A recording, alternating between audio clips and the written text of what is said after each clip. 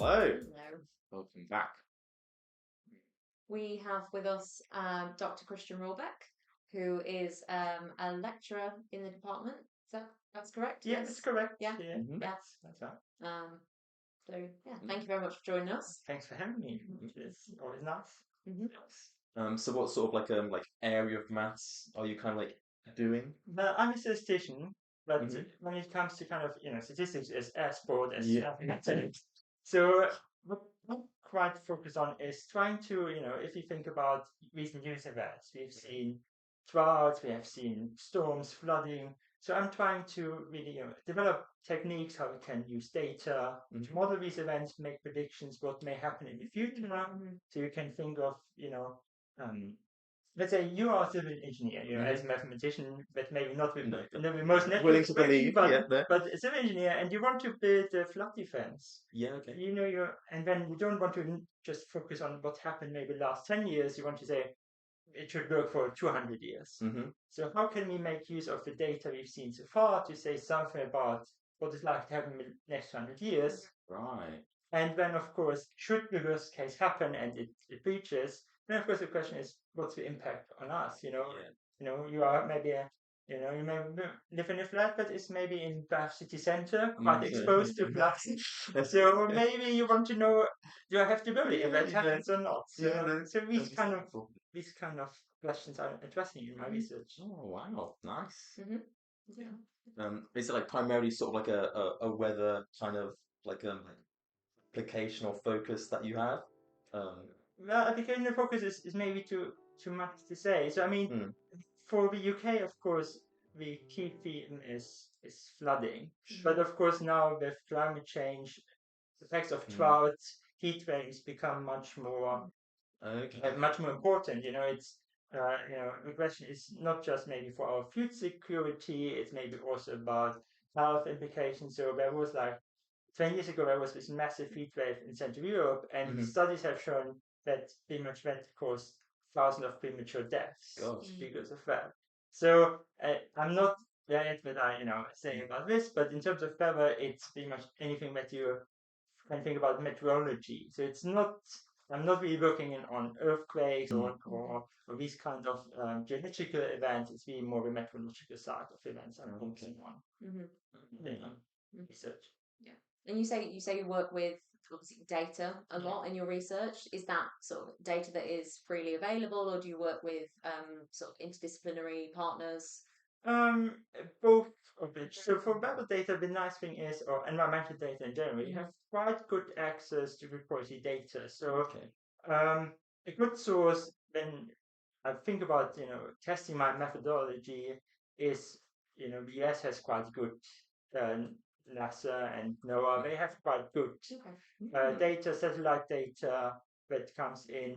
UK, of course, the Met Office provides a good database. I've worked for supervised also a master's project on German weather data. So it's always a variety of data available. And then of course there are limits to kind of publicly available data. There is sometimes even better data when you work with commercial partners, Sure. or they may have particular interest when it comes to really small space locations. They often have some proprietary data that they just collected and that is not publicly available. So Okay. So these sort of like trying to like determine these sort of like I guess like extreme events or what have you. Do you usually like focus on like single like locations like every time, or do you more do like like in like the UK in general? Like how's it like? So I think the key question is yes, you can focus on a single location, and there are applications that I know other researchers in the UK are working on that when it comes to things like power grids. If you think about power stations and so on, maybe you need if they fail, it has big consequences. If you think about flooding, it's more or heat waves. You may wonder it's not just a single location. If you think about you are an insurance broker, it's an engineer and insurance broker. So you say now, I offer insurance, maybe knowing just the risk of a single person or that you may have to pay someone something is not really what is your risk of going, out of business. Sure. You want to know, could it happen that a large portfolio of houses, suffers, and then you may get, out of business. Yeah. And so you talk also about the spatial scale of events and that's kind of an ongoing question that currently starts to be looked at is with climate change, do we see a difference in the scale of events, not just in maybe severity or frequency, but also the scale? Right. I think that is something that is not fully yet explored in terms of methodology. So, interesting. Yeah, Very definitely. interesting. Yeah, because I know on the university web pages, every researcher has whether their research is aligned with the UN goals. Yeah. It sounds like some of your research is probably tick quite a few of those boxes. Yeah, I think officially on my research page, I think there are 2, Okay. but I could probably quite easily make Yeah. a case. But as a researcher, I don't believe I have too much influence on what's happening. It's sometimes, thinking of keywords, and then the keywords are linked to the goals. So maybe I should pick just better keywords. Play the algorithm. Is that something that is kind of just happened as a result of your research? It's not necessarily something that, again, climate change has become more and more of an issue in recent years. So I guess it's become more relevant to your research. Yeah, I mean, I think it's pretty much where my research started as a PhD. That was pretty much very started as a problem that was motivated by climate change. So we had for a research center in Norway, I had connections to an insurance company, or maybe with an insurance company, and they came and said, we did some analysis for them, they're happy for a new PhD student to work on these results. I was based in Lancaster in the UK, and so they were quite happy to provide this data. And so where we started was we much wanted to know how does weather affect the risk of insurance, number of insurance claims, not too much the losses, but the number of insurance claims you can see. And they kind of wanted to understand that how does climate change maybe affect the number of claims. So that's kind of where it started. Then in the end, my research went more in just trying to model this process because it's a very complex process. So I never ended up fully with the climate change side. But, at least we could say we had some new methods, and one of them was even picked up by the press office, and I appeared is wrong, but some article about my research appeared in a newspaper. So sometimes, if you pick a nice Twitter, you may get some press office. Lesson learned. And you may then appear, in nice article. Keep that in mind. It's all about the buzzwords. Yeah. So how did you actually get into that as a PhD? Because I'm correct in saying that you weren't a maths undergraduate student. Was not a full-time master. So I did my undergrad in Germany, and Germany has kind of a system where you have a major and a minor subject. So you have major maths, and then I had a degree that was called mathematics with scientific computing. And so what it pretty much meant was I had 2 minors, which were computer science, economics, and maths. And I would say kind of what I'm doing now is, you can probably say a lot of it is love at second sight, because when I did my maths, it was the first stats course I really didn't like. I was this is not what I like. And then I don't really remember exactly how it came, but when I was really fortunate to have 2 excellent professors in probability and statistics, who really made me want to go deeper into statistics. And for some time I looked at algebra, but then realized my brain is not it cannot think abstract enough for algebra, so it ended up in statistics. And then what was quite influential for me was there was a workshop, and undergraduate students was allowed to attend. And we had Finn Lindgren, who is now at Edinburgh, but who used to be a reader here at Bath.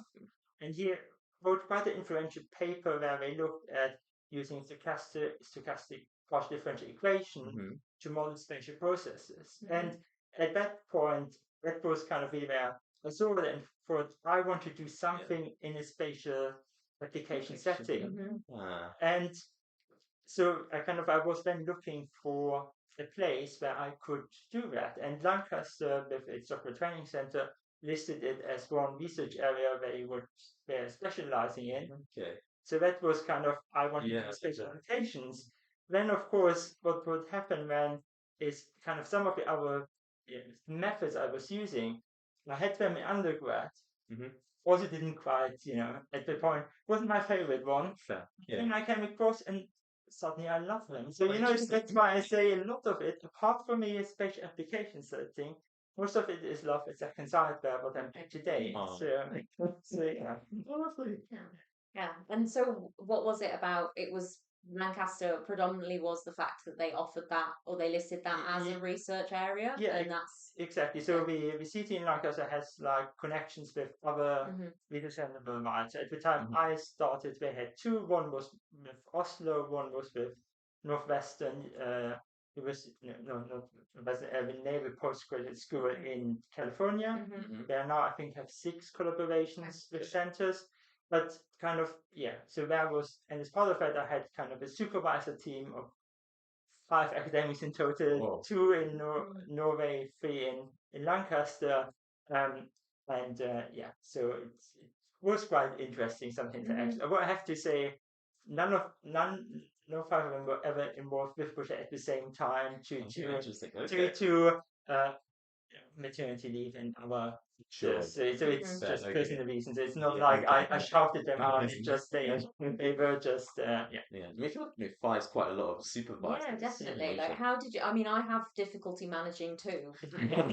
But how did you manage? Because I mean, it's great if they all have an input and they're all passionate about the project. Yeah. But how did you manage input from 5 different people? So what happened was, because it was quite started with an application. So there was 2 angles that you could approach it from. So one was saying you use what I call isotonic regression. So you can think of it as you build a model that only assumes that as you have higher rainfall, your risk increases. How do you make estimation just under this assumption? And that was a project that I could do with my main supervisor at Lancaster, and one contact at Oslo was involved in that as well. And then there was the other, which was the extreme side of, different model, but different stuff. There are then 2 people from Lancaster and also a person from Oslo. So it just fell into place like this. I mean, not necessarily by design from the beginning. Sometimes you let yourself try, and you say this may work or this may does not work. But you are quite, sometimes you just have to, sometimes it's just luck. I mean, maybe luck is the wrong word, but coincidence. It's called coincidence. Coincidences, And you mentioned you were it was a CDT you were part of in Lancaster. Yeah. Was that a particular thing that you were drawn to because it was a CDT? Oh, to be fair, when I came or applied to it in 2012, I didn't really know what CDT was, because I was, did my undergrad in Germany. We have something that we call research groups that are cross universities, and they have PhD funding, but it's not in this that you have a big center that you engage every day. So you have sometimes maybe workshops together, but that's mostly it. So this idea of CET was something very new, and also you have similar to what Samba offers, this 1 year as a taught component, less research experience, and this is something that just doesn't exist in Germany. So many of my friends who did a PhD, so they pretty much started their PhDs right after their degree, and then they were maybe funded by a foundation or some other grant money, and then they could, similar to what you can do, by doing tutoring, they can get a little bit of extra money if they want to, or just decide to focus on their research. And did you feel that initial year influenced what your actual PhD sort of thing was, or were you firmly set going in? So I think what it did is it added the extreme value theory bit to it, because that is something briefly mentioned in undergrad, but no idea. And I was very lucky that Jonathan Thorne, who is a professor at Lancaster and who is kind of director of the CTT, he was very much, is a big name in this area, and he very much very popular person. So many people want to work with him, and so that's kind of how we started. But when I went there, I really had it the other side that I want to have a spatial statistics or a spatial application because I just like the visual appeal of you can create nice things, but it also kind of combines multiple. You have to think about you have nice modeling about the models, but you can bring in kind of your understanding of how a physical process works in a spatial application. You can say, okay, if you have these two sides, I can look it up on a map. They're probably not too different, so maybe let's use that as a good model. And then it also has some computational aspect, but without being, overly computational. Okay. So you can combine kind of all these things into one, and that's what I really enjoyed about it. But it shaped, and it was also good. I think what really helped was as you go along and you are exposed to small sections like you are with reading courses. So we have CBCT and like had something similar which we called maths classes. So we had like 4 usually per year 4 academics. Then academics coming and giving like a 2 or 3 day session. And sometimes not always these ideas are maybe fully relevant, but on some occasions you feel like that sounds quite interesting. Let me look into that. Let me see if I can, put it integrated somehow. That's what I really like. Yeah. We've had a comment in chat very quickly that what is a CDT? Because we like our acronyms in Samba. So for those of you that haven't joined in the past and don't know what a CDT is, it's a Centre for Doctoral Training. So we are part of one here in Samba at Bath. And obviously they have them at Lancaster and different places throughout the country. But I think a common theme is that you get some kind of taught elements in the first year, and you get to explore, as you say, and find little bits of knowledge and little areas of maths that you kind of decide that you might want to put together for your PhD.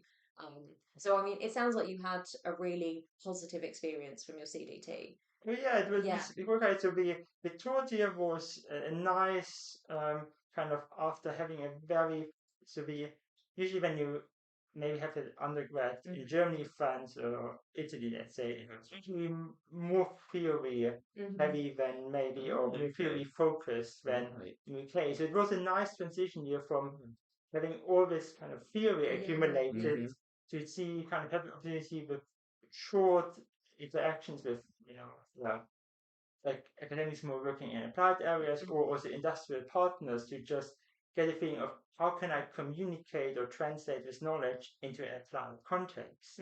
So that was kind of what this year did for me, and it was like a nice transition from here I have all the results that I was taught, but in some cases you know what to do with them, but in some cases you just say that's probably a beautiful theorem for a mathematician, but how do I use it, in applications? And so that really helped me to develop this kind of more applied, focused thinking. But it was just much more. I realized quite quickly it was much more what I wanted than the theory focused mindset. Yeah. Were you like aware of this difference like before going to Lancaster, or was this something you just sort of like realized? I realized quite quickly. I wasn't really aware of it too much. No, it's no, you don't really think about it too much. I mean, you think about, I mean, there are of course some degrees when maybe you say, so I mean, before I started mathematics, I was kind of actually my big passion is history, but it was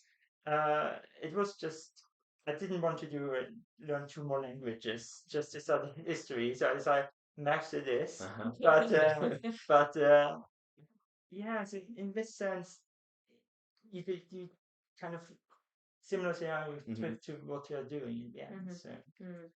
And do you think your positive experience of a CDT has kind of like shaped your involvement with Samba a little bit? Because you are quite actively involved with Samba as a member of the department, and I guess it's like a little bit of giving back in some ways. But I think that's important. But it was always important also when I was a postdoc at Lancaster to really provide opportunity, because what I really benefit from is, or also benefit from part as PhD, is that you have other students there as well. So you can sometimes, if you have an idea, I like to say, to really fine tune an idea, you have to try to explain it to someone. So similar to what maybe you do it with the supervisors. But sometimes it's, your supervisor is one the main focal point, but if it's a quick idea, you have the opportunity to just run it through someone else.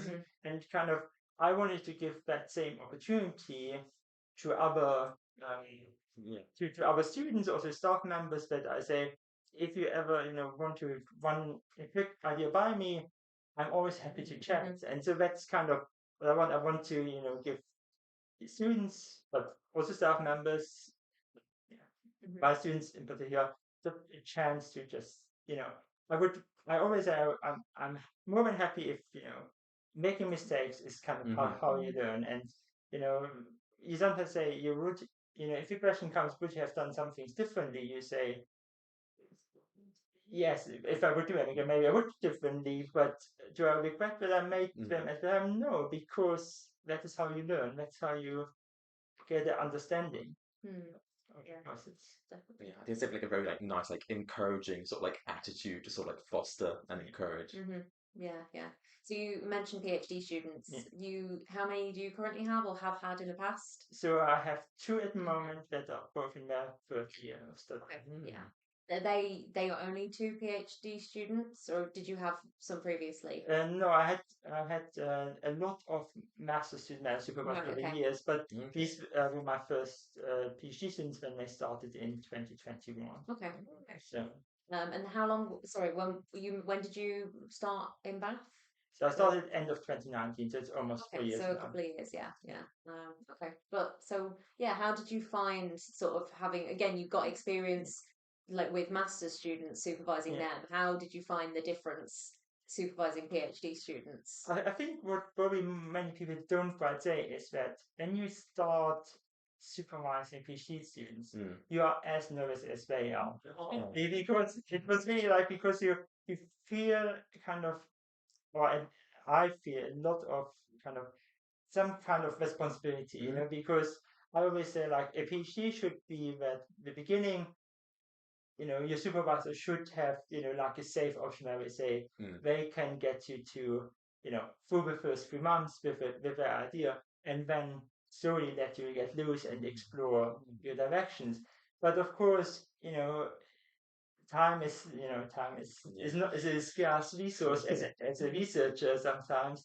So the idea that you may have brought up at the beginning, you can never be 100% sure if it works. And if it happens, if it involves yourself, then you say, okay, I'm happy to take that risk. But now you're suddenly plunging someone else in that risk. So I at least was very nervous when I started with one particular of them.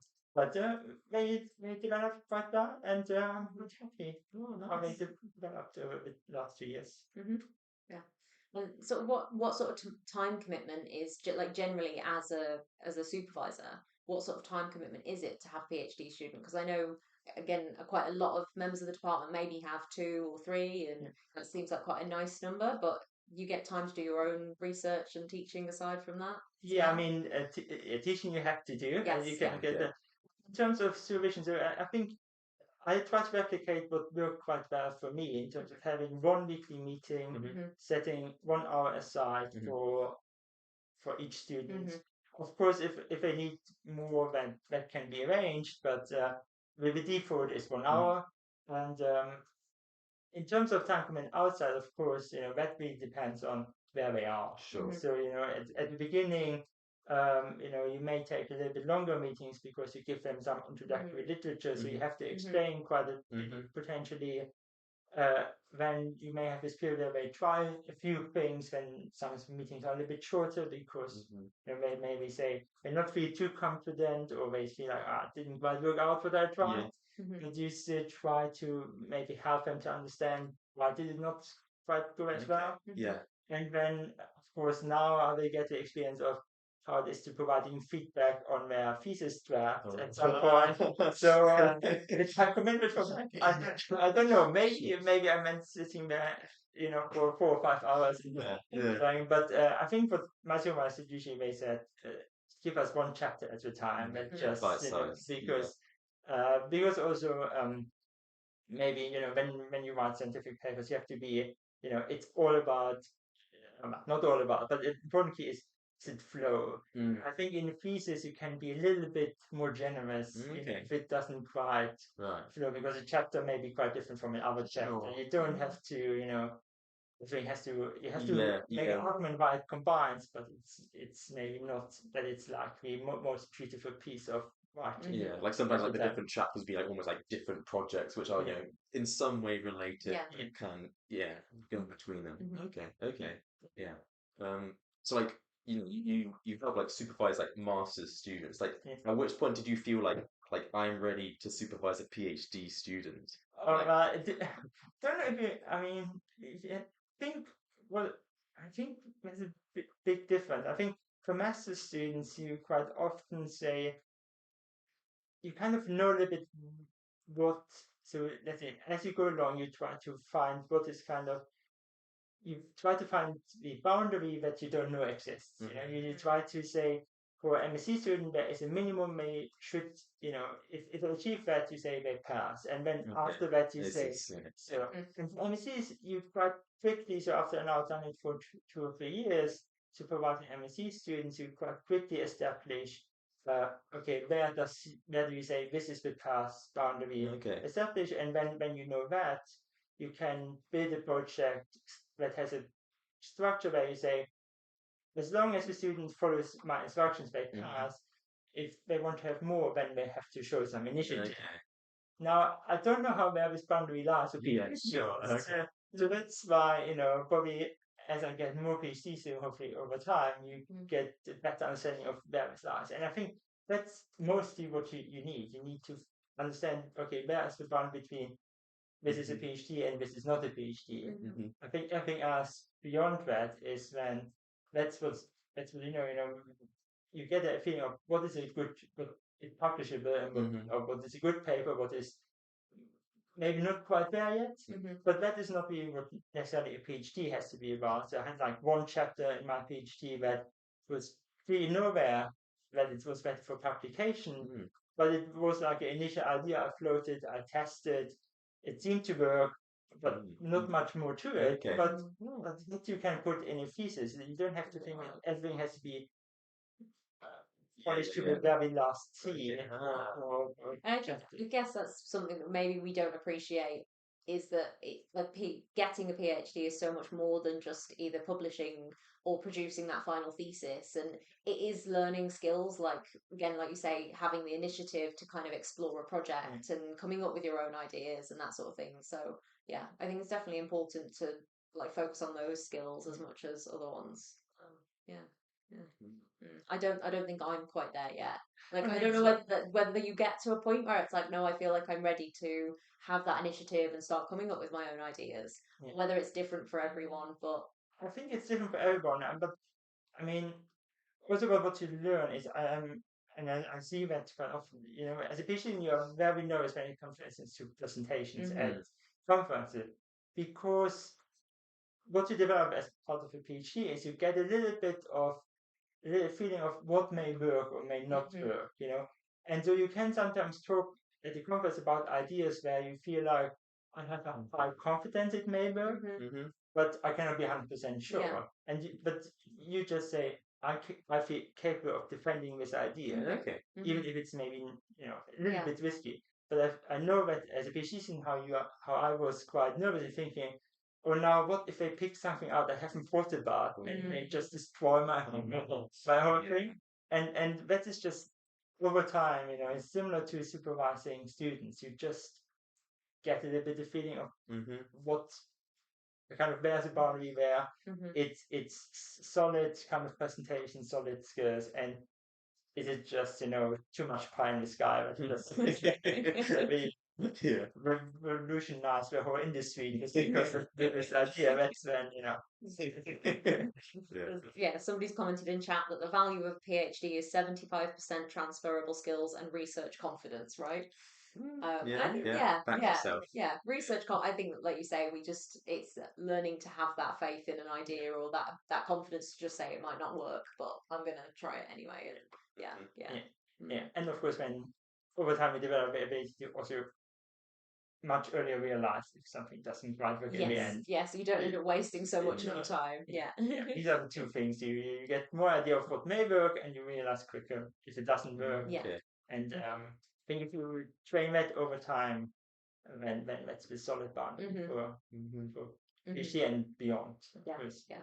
I think how many of those sort of times do you have throughout a career, like when you start off with a project and then very quickly realize that it's not going to work? Because I think that's, again, managing expectations is kind of, you go into a PhD thinking that it's like, I'm coming out with this end result, but you might hit like little blocks along the way where it's like, actually no, that's not happened. And I guess it's good to hear from experience, like, how to sort of manage those expectations of, like, you might just end up giving up on something after a month or two.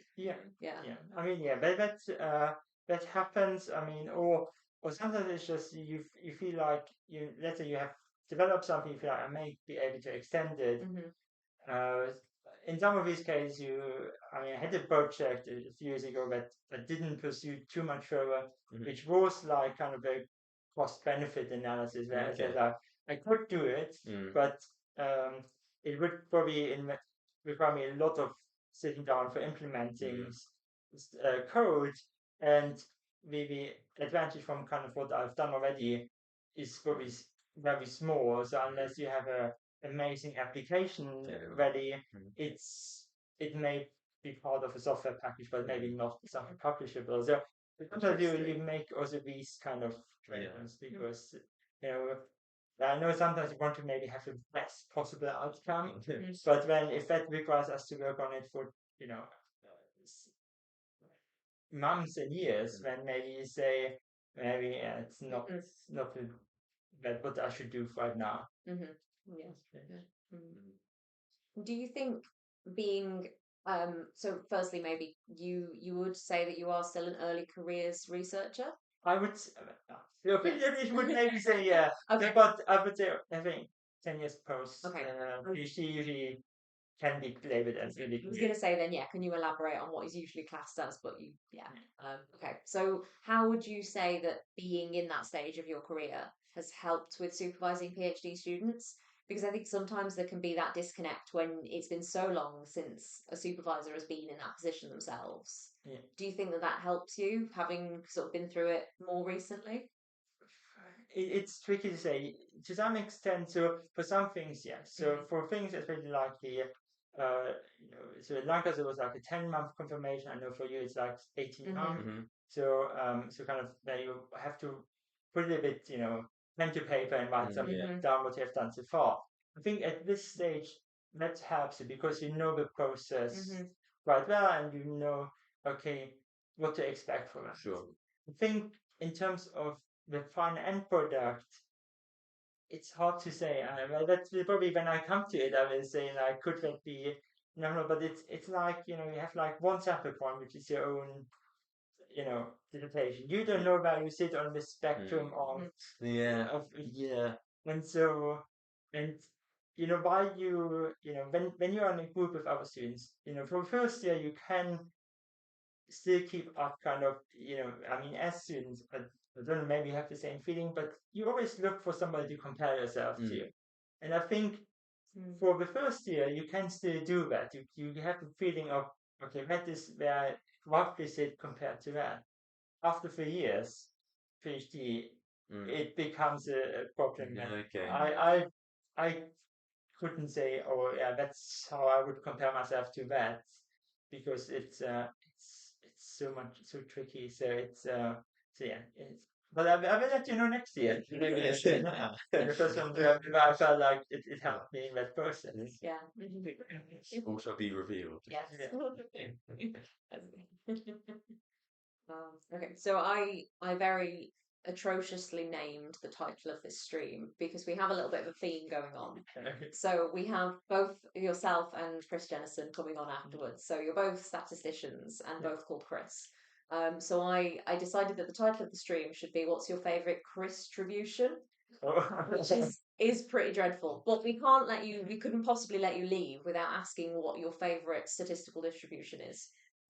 Oh my goodness. Oh, that's a good question. I can already hear Chris laughing on outside. He knows he's getting it later on. Yeah. It's not a surprise for him. I think the best one for me is maybe for me it's being person XC is probably gymnastic extreme distribution. Okay. It's probably not. It's not the most well-known distribution, but it's I'm sure Chris may have come across distributions where people have named it after themselves. So I remember an exam once where the distribution was named after someone that worked in my department, and I just decided it's a very nice distribution. It's just put my name to it. What does the distribution look like? I'm afraid I'm not very familiar with. So it looks like it has one mode, Mm-hmm. and then depending on what the parameters are, either the left or the longer tail are thicker. So you can almost think like it's a gamma distribution. Mm-hmm. So for some parameters, it's not too different to a gamma distribution. Okay. And what sort of thing would it be used for? So modelling or approximating? Yeah, modelling it would be like maximum yearly temperatures, for instance. So you could say you take 50 years of maximum yearly temperature and fit the distribution to it. You can then say what may happen in the next 100 years. I mean, assuming some, I think some effect of climate change. I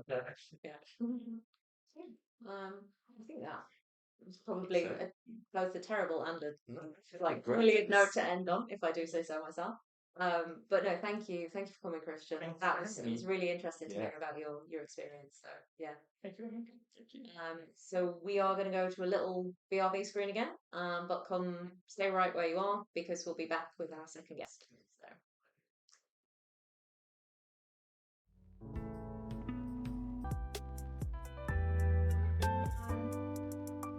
Hello. Hello again. Welcome back. Yes. And we have with us now Professor Chris Jennison from the University of Bath. And so, Chris, you'll be pleased to know that you are our first professor guest on the stream. So, yeah. We're going up in the world. We heard you. We heard you laughing outside when I think you heard me asking Christian and telling him about the name of the stream. Is that? No, I was told to steal it. Oh, okay. In that case, I will start off with my very dumb question again. But since you're both statistics and both called Chris, I decided to name the theme for the stream was "What's your favourite Chris-tribution?" Which is atrocious, but nobody gave me any better suggestions, so we went. But I'm going to start off by asking you then what your favourite distribution is. Oh, I see. Yes. Oh, my distribution. No. You can think about it a little bit if you want to. Yeah. Well, the normal distribution comes to mind because it's universal. Yeah. Classic. But it's a bit conventional, isn't it? It's good for a lot of things. So yeah. I work quite a bit with survival data, so the exponential distribution times. But that also crops up in lots of other places. Yes, anything Markov has waiting times. Good to know. Yeah. Okay.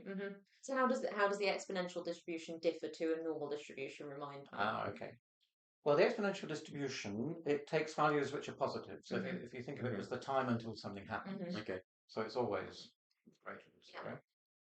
One rather nice property is it's memoryless. Okay. So if you're waiting for something to happen, and you've already waited for 2 hours, and you think, how much longer do I have to wait? You're in exactly the same position as you were at the beginning. Imagine, you're waiting for a bus. You think, if I've waited half an hour already, nothing on you. And sometimes experience seems to tell us that. But another good application would be if you're fishing, you're waiting to catch a fish. That makes Mhm. sense. Okay. The fish don't know that you've been trying for That's true. hours. Yeah. And so that has really nice mathematical consequences. You can. There's a question I've set for my first year students to do with that. You're fishing, and you can simulate this on the computer. You generate random exponential variables. They're the time between each fish. So if you generate your data like that, and then you go and look at it and say, well, how long did it take between fish number 3, fish number 4? Sure. It looks like an exponential distribution. Okay. The strange thing is if I go to 3 o'clock and look at the interval between fish that contained 3 o'clock, that would also look like that same original exponential distribution. And it doesn't. It looks, the times are about twice as long. Okay. And one reason that you can start to understand it is to think, well, the time from 3 o'clock to the next fish, because of this memoryless property, that's an exponential distribution. But then we've got the other side, in between the last fish and 3 o'clock. The really tricky thing, which the students, I don't think they produced in their answers, is to say, imagine you watch the whole process backwards. It would look pretty much the same. From that, you can argue that the time from 3 o'clock back to the previous fish would be another exponential. So what you're getting in this funny interval is the sum of two exponentials, which is a gamma distribution. And its mean is twice as big. Okay. Now, there are implications, not to do with fishing, but suppose you decide, I'd like to investigate how long people wait for a hip operation in the NHS. And you go along and say, well, we've got all the records, we're going to go and we'll take everyone who was waiting for a hip operation on 1st of January 2020. It's probably not a good example. And we'll see how long it took them to wait from when they were first diagnosed as needing one and when they got one. And I was in fact part of a project where this idea came up, and one of the investigators said, that's not a good idea, because you'll estimate the waiting time is twice as long as it should be.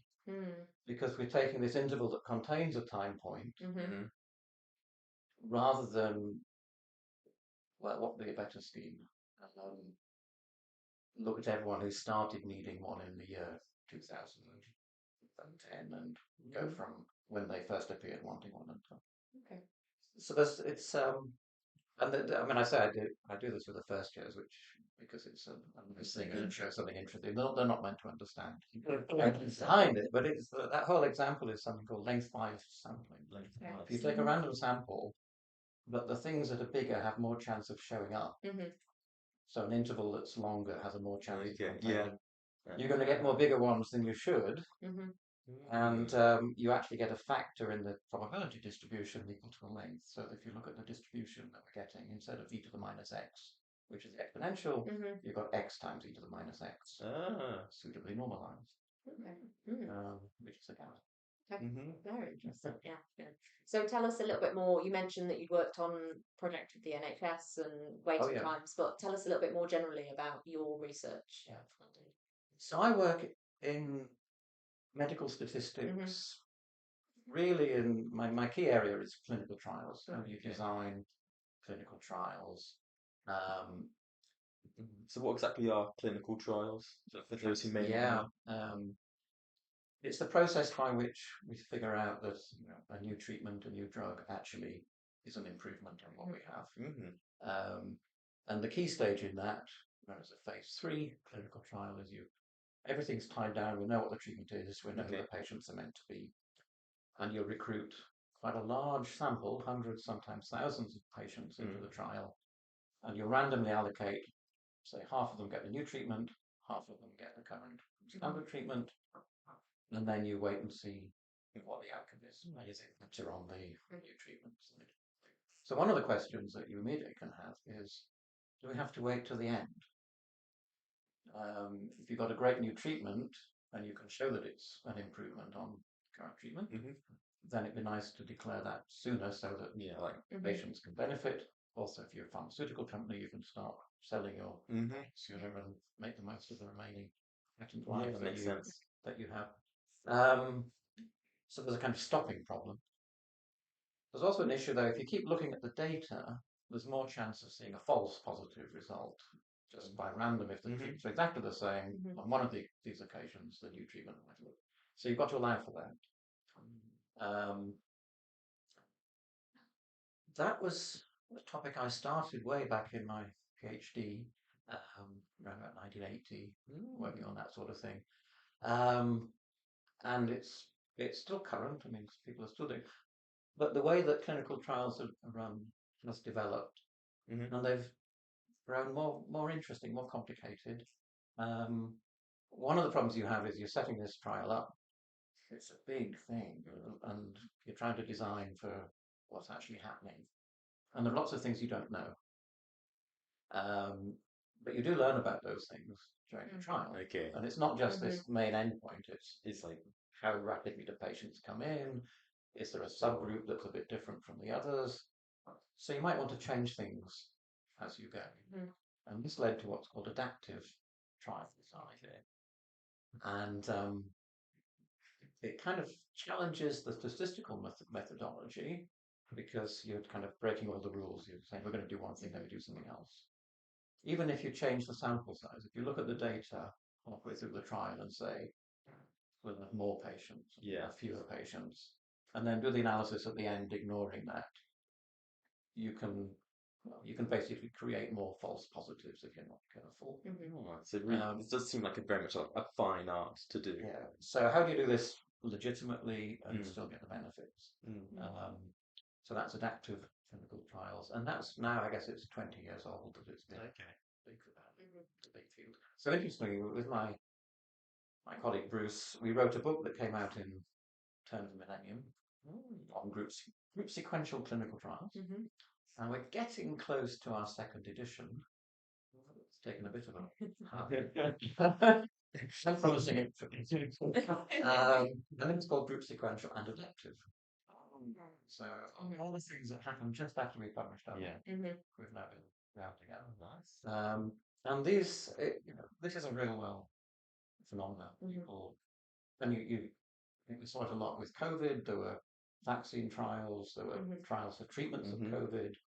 Some of which were very successful, some of which you kind of thought were hocus pocus at the beginning, and they turned out to be. But you really wanted to do that quickly because it was a very special case where more and more people were catching this disease and needing treatment, and the sooner you could do something, the better. I mean, the vaccines were amazing. They actually could be produced that quickly. But then there's a whole issue of are they safe, are they effective, and quite reasonably, NHS and other organisations were not going to prescribe them until that makes sense. Even then, there was still plenty of theories about strange things they might be doing, which we won't go into. So you said like you did sort of like clinical trials sort of thing like for PhD as well. And what made you like set to do that as your PhD? Question. And I guess this comes to be a general issue. How do you choose? It's a big thing. And how did I end up doing that? Well, if I go back a bit, I did my undergraduate degree in the UK, in Cambridge. Someone said to me, you can go to a PhD in America. Universities there are quite happy to fund students through their PhDs. I ended up at Cornell University, which is in New York State, up north in the state. Okay. And I didn't know what I was going to do. I was sort of based in the maths department to start with, but I took courses in other departments.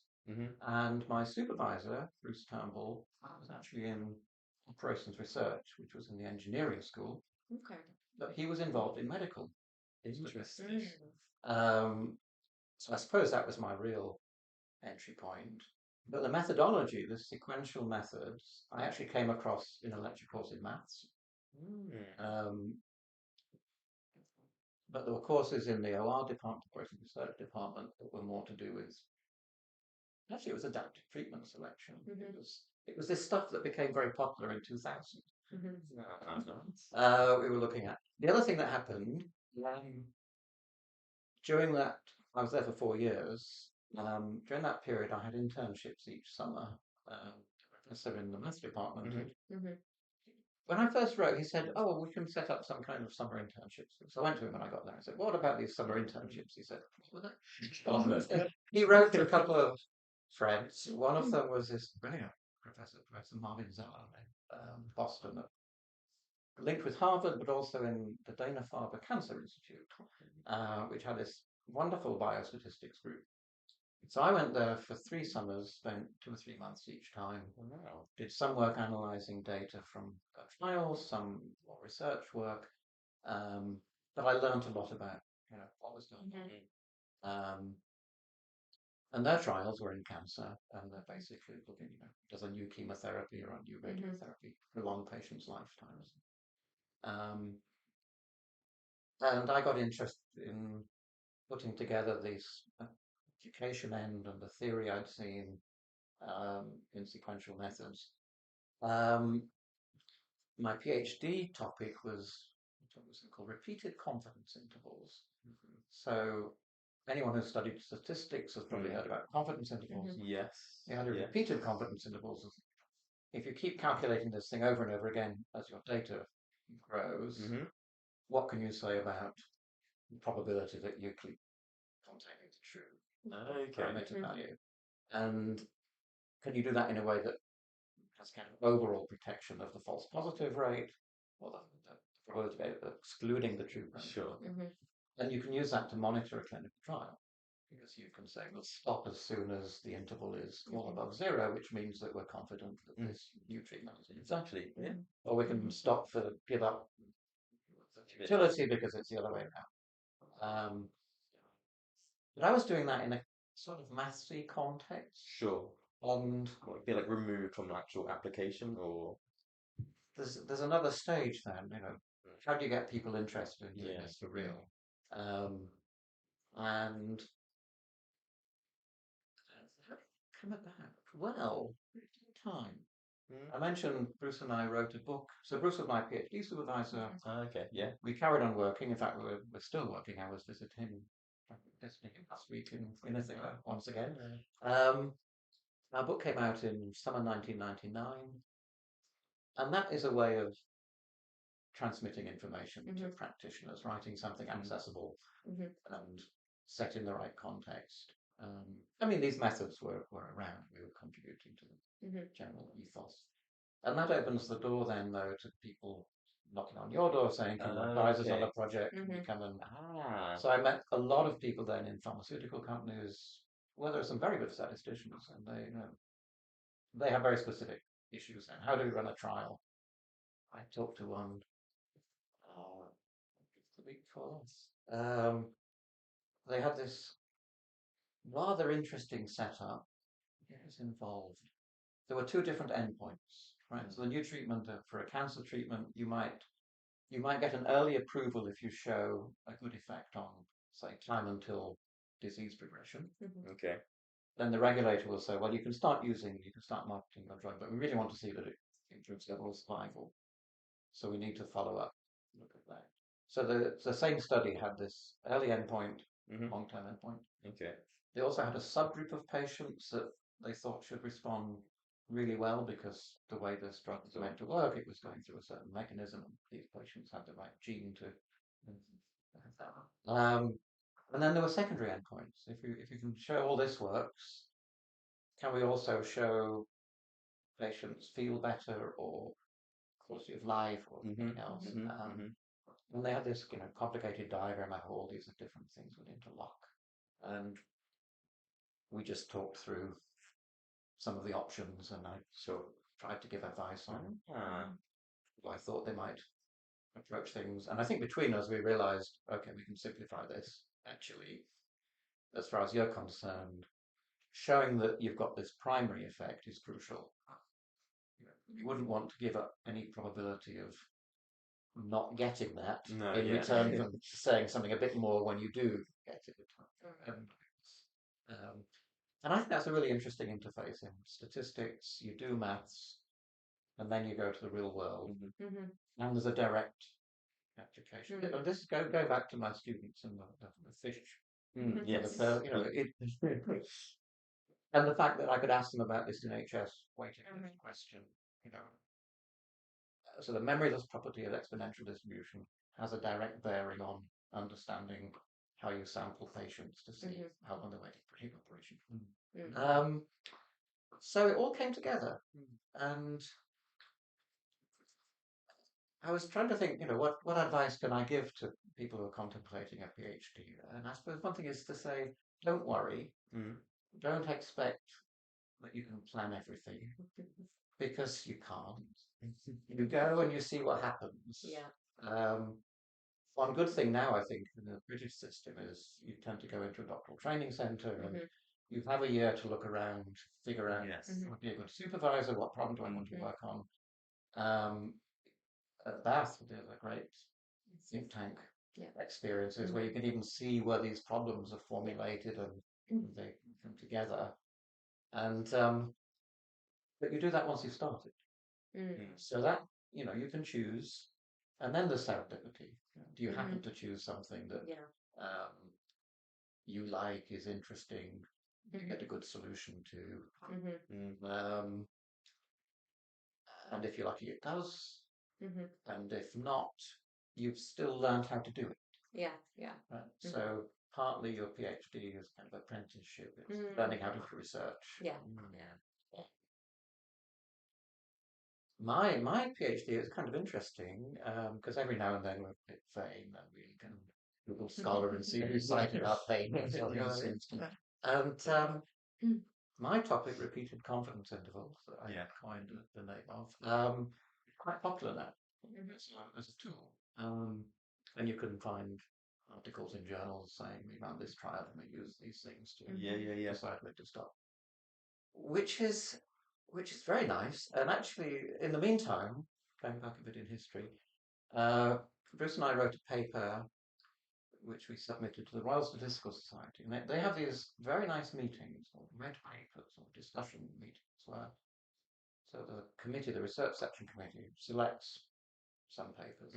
You get to go and give a 40-minute presentation of your work. I mean, everyone's seen the papers. And then they have what's called a proposer of the vote of thanks, a seconder of the vote of thanks, and then contributions from the floor. And the tradition is the proposer of the vote of thanks is very complimentary, and the seconder is very rude, and then everyone else just says what they want to say. And we got a lot of flack. We got a lot of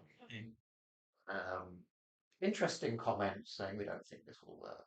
This is why I don't like this. We should do it finally.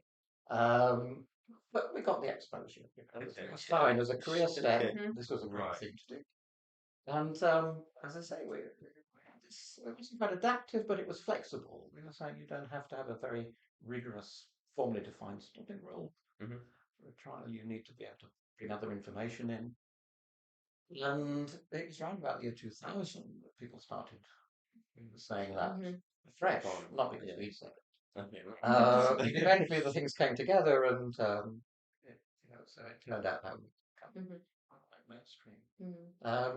So it's serendipity. But how nice has it been to sort of, because I think it's probably safe to say that most undergraduate maths courses have a course in medical statistics nowadays. But I guess that wasn't as commonplace sort of years ago. So how nice has it been to see the field grow over the time that you've been in it? Like, gosh, it's interesting you should say that, because I was an undergraduate at Cambridge, which was probably an extreme case. So you didn't do statistics, you did maths. Right, okay. And if you really liked that area, you could do some probability, probably quite theoretical. And somewhere in your final year, you could do a course on statistics. Oh, interesting. If you wanted to do real applied stuff, you stayed on, and they had a diploma in statistics, which I took. It's like an MSc, but a bit shorter. We usually get down to, and it used to be in the subject area. It was fairly common. There were lots of MScs in statistics, which were kind of conversion courses, turning mathematicians into statisticians. And I think it's now much more recognized that statistics is a very respectable part of mathematics. It can go more into the applied end. Well, the sort of things that you see in the think tank sessions. This whole business of talking to people to try and figure out what the questions are. I mean, I'd say that's very much core in statistical thinking. Other parts of maths, it's more novel. Yeah. Applied mathematicians, I think, do it differently. So yeah, things have changed. I think it's good for the students to see these things. Data science now as a topic, quite what it means. I mean, it's a big blanket. Yes, Certainly includes statistics, includes a lot of computing, because statisticians have been very computer literate for a long time. And that's a buzzword that's attracting students. At Bath, we introduced a mathematics, statistics, and data science BSc. It's now in its third year, so it's not a big cohort coming through. Yeah. I think we've got 40 students on that this year, so it's been growing. And I like the thing in the department is we all respect these different areas. I was talking to Ali Craw this morning at the coffee cube, who's a professor of algebra, saying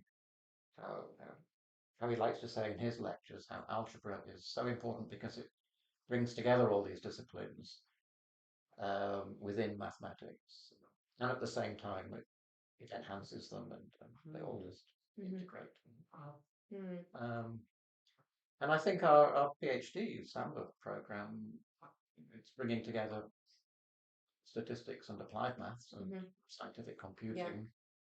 And probably a bit more. And I think it brings together different supervisors. So we were sort of talking at lunch a little bit about like supervisor family trees, where you kind of like you end up with, because Samba does bring together all members of the department from different fields, you end up with more collaborations, maybe like interdisciplinary and cross-field collaborations, which is quite nice. But like you say, it doesn't become this separate thing that is like it's integrated, and Yes. And we're now assessed on the impact of our work, and I think you see from this sort of activity how there's a holistic process there. It's not that you do some research and then you publish it and then someone out there just uses it. It doesn't work like that. You have to be involved. It's good if you know a bit more about the applied end when you're choosing the problem to work. At the same time, you want to make it a nice mathematical problem, which sometimes pushes you in a slightly different direction. But what's really neat is when the two things come together. I'm an applied statistician, but I've done bits of theory that I'm proud of, even using methods from probability that I only just understand. You get to put the pieces together. This is just what we need to show that we've got the right. So yes, my favourite distribution now. I can give you a different answer. Whoa. You have to go to my book with Bruce and read generally 2 or 3. Club. Canonical joint distribution. Canonical joint distribution. I've never heard of this. Imagine you're estimating a parameter. It might be the mean of a normal distribution. Okay. But you have a sample that's growing. So you have 100 observations, you get a theta hat. Another 100, you get theta hat based on 200 observations. Another 100, you get theta hat 3. What's the joint distribution of theta hat 1, theta hat 2, theta hat 3? Take a completely different problem. You're looking at survival time of patients admitted to a trial. They all arrive at different times, at different lengths of follow-up. You've got a complicated model where you put other covariates in. And there's a key thing there called the hazard ratio. So what's the risk of failing on this treatment versus that treatment if you've made it to this point? And there's a very nice model, the Cox regression model, that says we can make that a constant. So that's the thing we want to estimate because it shows the benefit of the treatment. And you estimate that using appropriate methods. You take the logarithm. It's usually called, let's say theta is the log hazard rate. So you've got a theta hat 1, theta hat 2. It behaves exactly the same way as these theta hats based on that. It just means of normal. If you rescale it, you get Brownian motion. If you know what that is in the probabilistic sense. And that's what we call the canonical joint distribution in our book, because that underpins these sequential methods for monitoring data. Crazy. And it, some of it was known before we did our work. Some of it we proved. It's interesting. Our paper on that, which came out in 1997, the Journal of the American Statistical Association, the paper next to it obtained similar results. We kind of chance to comment on each other's from a very different perspective. And we both claimed that the other paper is a special case of ours. In some sense. Nice. But if you want to understand the paper without having to do background reading first, you should read ours. Okay, It's a bit more accent. So did you come back to the UK straight after doing your PhD? Yeah, but you stayed, as you say, in touch with your previous supervisor and keep going. You've been back to America lots of times. Yes. Yeah. So I came back in 1982. For those of you who think of that as ancient history, Margaret Thatcher was Prime Minister, and she was in the process of doing things to universities that was pretty brutal. There weren't many openings. I was very lucky. I got a lectureship at Durham University. Okay. It was about 2 lectureships that year in statistics. So I went straight into it. But I kept in touch with Bruce and actually another colleague at Cornell, and they invited me back the next summer. I went for 3 months and I worked on a couple of topics, and that just became my habit. Yeah. So every summer I would go back to Cornell and spend maybe not 3 months, but 2 months. I've missed a few years, but not very many. Okay. I was there last week, or 3 weeks before starting time. And Bruce and I, we've been working. I guess we first met in September '78 when I went to the lecture that Bruce was giving. So what does that make it? A long time. A while. Yeah. And I rather assume that's what students and PhD supervisors did, but it's not necessarily the case that you working forever. But I don't know. I think a lot of us, when we get on and you do have a good relationship, you'd like to think that you would stay in touch even if it wasn't in an academic capacity or otherwise. But it's nice that you've had the freedom to go and spend sort of larger chunks of time out there and continue working with him. Yes. Yeah. And is that something that you sort of asked for necessarily or had to fight for in any way? No, I think Bruce was quite keen to build on what we were doing.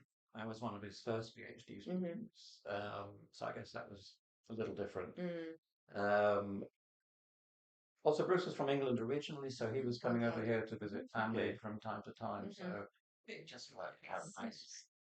And so after a few years, instead of going and finding a place to rent, I just went and stayed with Bruce. He's got a wonderful house at the side of Lake Cayuga now, so that's where I was last week. And our families have grown together.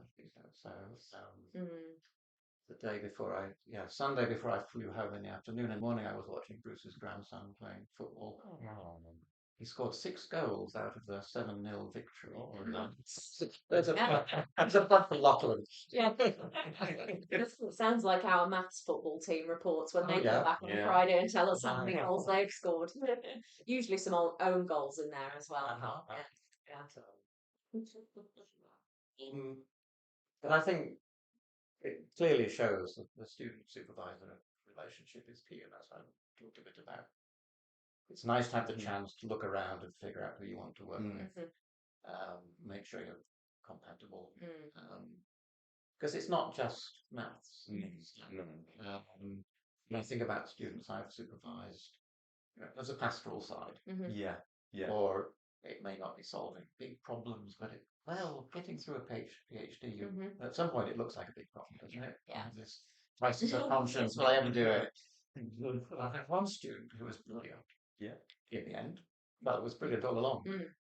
On day one, I had this sort of standard little chat. You've been working on DSc, MSc, everything you've done so far. We've known the answers. We just taught you it, and you've reproduced it back in an exam. You're going to have to do some research and invent something for yourself. So that was the meeting. Half an hour later, I got an email from the student. She said, "I'm giving up." No. So I immediately said, "Well, come back and talk to me again." And I said exactly the opposite. Forget what I said. I've got a plan. If you do the things I give you, we'll get you through. And she did much more than that. She's now in a pharma company in Basel, winning prizes and so on. But it's a personal thing. You need confidence, you need someone to say the right thing at the right time. So you need a supervisor who kind of fits with you and your worldview. It's lovely to hear that's something that you do. You've had such a good relationship with your supervisor that I guess it's something that you wanted to give back. Yeah. I mean, how many hands between us do we need to count the number of PhD students that you've had now, Chris? Well, I thought I was done when Lizzie and Abigail graduated, so that brought me up to 19. Okay. But then I started as a joint supervisor with Thomas, with Nesha. Oh, okay. So she's my 20th. Okay. So Thomas was also one of your students as well. Yeah. So you sort of going full circle again now and supervising with the student. Interestingly, one of our recent appointees in the department, Haiyan Cheng, she was a PhD student of the student I just talked about. Oh, okay. So she's my academic grandchild. Right. She's academic. Crazy. Great. Yeah. Great. Yeah. It's gosh. And it's a small world. Yeah. But I guess that's for you. Has that been part of the enjoyment of the job and the career, like passing on and like working with the next generation? Yeah. Oh, I think so. Well, even, and I think at all levels. I mentioned teaching the first years here, which I've started doing in 2012, and I just started with that course because even then you get to know some of them, and the things we're doing, I think, they're quite fun because it's a mixture of probability statistics and programming and getting results and trying to understand them. And they're all people. You get to know them. I always feel I'm about 25 years old, really. Because, I think I'm just stuck there. And when I talk to the first years, I don't really know what the world is. But we've got something in common. So I like spending time with, say, all students. It's a great privilege of the job.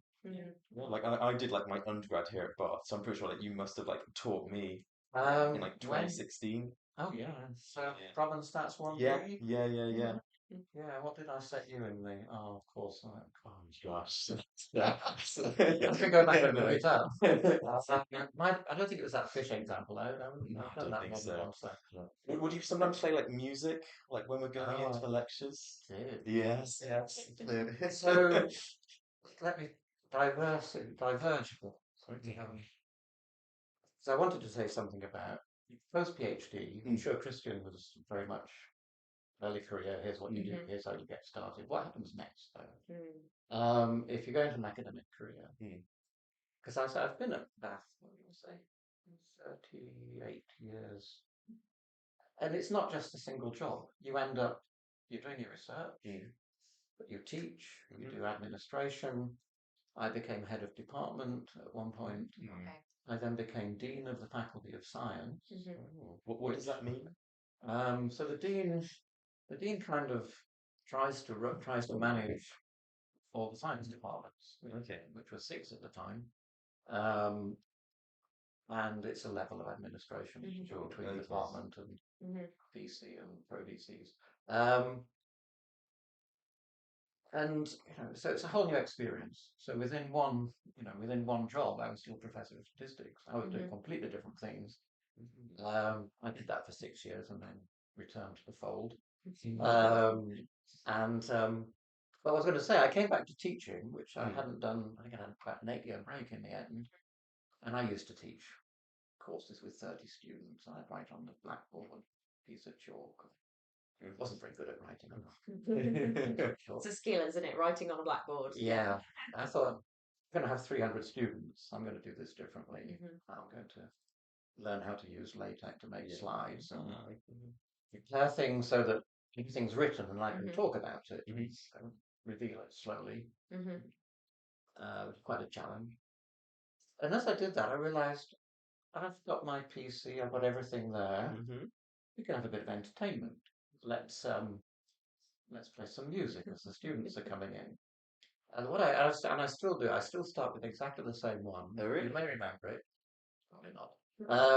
There's a YouTube video of it's a commuter train in Copenhagen, Okay. and as people get on and it just leaves the station, this guy pulls out a flute and he starts playing Peer Gynt, and everyone looks around. And then someone else pulls out a violin, and in the end, half the carriage are playing, and the other half are just looking astonished. Wow. In my lecture, I start this thing up at whatever it is, 7 minutes past the hour, because lectures are, the students are coming in. They look exactly the same as these people on the train. They think they've come to modern stats 1B, and they think, am I in a music class? And then it finishes, they put the music away, they get off the train, the students sit down and go and say welcome. And I just found it's fun. Yeah. It tells you when the lecture starts, when the music stops, the lecture starts. The other thing, I think I was doing this way back then.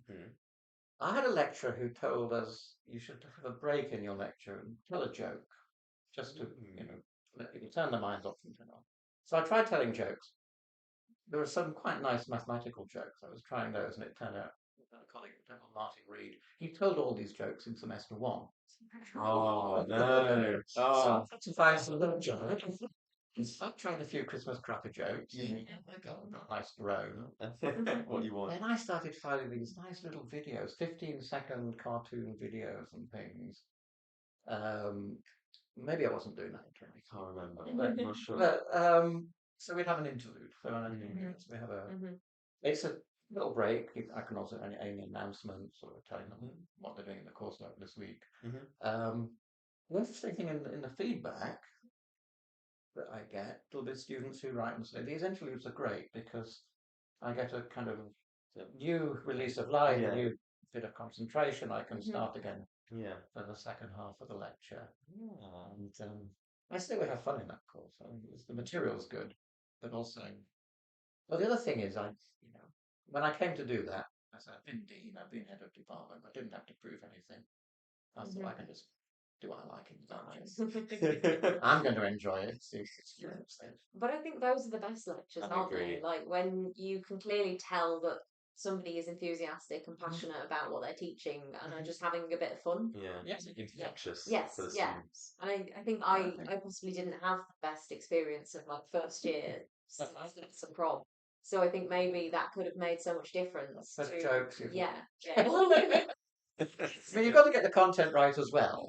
Yeah, but I found so much over my sort of like through my undergrad and even like at school, like the teacher or the lecturer made so much difference to how much I enjoyed the course. And I think it's nice that it's kind of subliminal, isn't it? Because that's not really your enthusiasm for the student. That's your YouTube videos.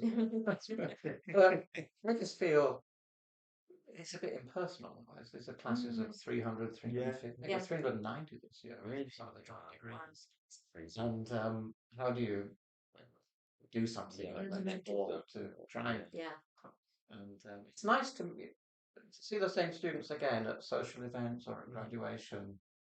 And they might come up and talk to me, and I'll say, well, of course you know me because I taught you, but I don't know you because you're somewhere in the distance. But we've actually have connected. So you said you've been at Bath 38 years? I think that's right. 85. So you've got your certificate with your long service award job. Is that that's the thing that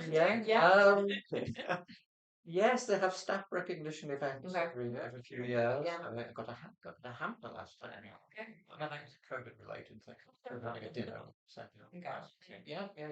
So at what point during that did you make the switch from sort of just researcher, lecturer to professor?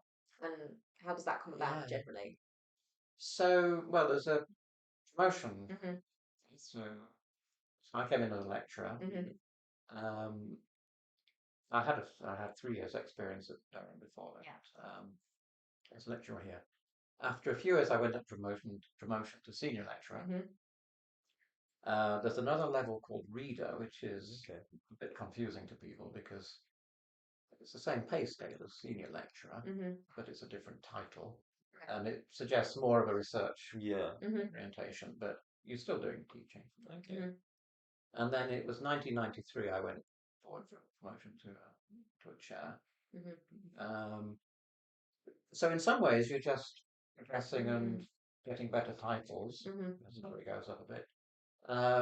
But then you find you're getting other duties. Okay. So in fact, when I became professor that year, I became head of the statistics group. It's an admin job, so more of a responsibility for managing the staff. And I guess our head of department's always been a professor. Yeah, there've been enough to go around to choose from. So that I did in the year 2000. But some of these things you can do independently of your title and your list. And whether you focus on research or teaching or administration, they're all important roles. In a sense, you have a choice. I think everyone probably, my experience is you choose too many of them. So even some of the admin stuff, it's a bit tedious at times, but it's interesting learning how the place runs. But there's not enough time in the day to do everything to the extent you'd like. So that was why it was kind of interesting to be dean and see the admin side. At the time, I was supposedly 50% dean and 50% I had research time. Yeah. Well, the dean role was a bit bigger. I mean, we now have 100% dean. We have 4 associate deans. I didn't have any of those. But I had a very good PA. Okay, nice. Who actually I think is probably better than 4 associates. But it was actually rather good. I was free on my research side, and it was just after our book came out. I was getting invitations to go to meetings, and I could go because I didn't have lectures. Just when I came back, there was this pile of stuff that I had to the few minutes to catch up. So I think, within that, you look and figure out what you like, what you want to do, and even doing research. Do you focus on technical theory stuff? Do you go outside and try and find people to collaborate with? Going to conferences, choosing the kind of conference you go to determines who you meet. In my field, there's an organization called Statisticians in the pharmaceutical industry. Okay. Which is exactly what it says on the tin. It's pharma. In fact, when they first started, academics weren't allowed to join. It was industry people only. Wow. Okay. But they've grown in their vision, and they have these wonderful conferences because you get first-hand experience of what people are trying to do and what they've achieved and what they're finding difficult. So problems you want to go and work on yourself, you can take away, and you can also try and explain what you've done and see if it helps. And it's a nice environment. You meet people, and you get contacts. So I end up visiting different companies for different reasons. Do a bit of consulting in the process. I've had go back to PhD students. I mentioned my summer internships. So going back, for a good half dozen students, I've had students do similar things. So I think Lisa, who was the one I mentioned who gave up after half an hour, she did summer internships at Pfizer, joint supervision there. Then Jane, who followed in a similar setting. Then actually Thomas was next, and his partner was Roche. And the thing there is you go away for a few months inside your PhD. You don't necessarily do PhD work anymore, but you're seeing the environment where your problems are set. And so you come back actually understanding a bit more of what's going on. And I think Samba has done some of that. The rebid for the next Samba, there's quite a focus on that. But who else? Yeah, Robbie, Lizzie, Abigail were all Samba aligned. Those internships, and I think let's see, 4 in companies. Robbie's was with a research organisation in Cambridge, which was owned and run by 2 people who were in the department where I did my internship. Oh, gosh, small world. Yeah. And it was great. We went and worked on a problem they were doing and helped solve it much more efficiently. So, it's it just all goes around in these circles. Yeah, I was thinking of a note to perhaps end on. I don't imagine there are many sort of young children out there that dream of being a professor one day. There might be, you never know. But for anybody who's perhaps thinking about PhD, what advice would you have? And then for any PhD students who are sitting there thinking, actually, I think academia is for me, and I'd love to be a professor one day. Again, what advice would you have? Find something you enjoy. Mm-hmm. You need to enjoy doing the maths. Mm-hmm. It can be hard. Yeah. But you know from experience what you can do and the thrill you get when you've solved it. Work hard, study hard. Find a good environment, find people to work with. Follow your vision. And at the same time be open-minded. I say today I say I want to do that. Yeah. Things work out differently.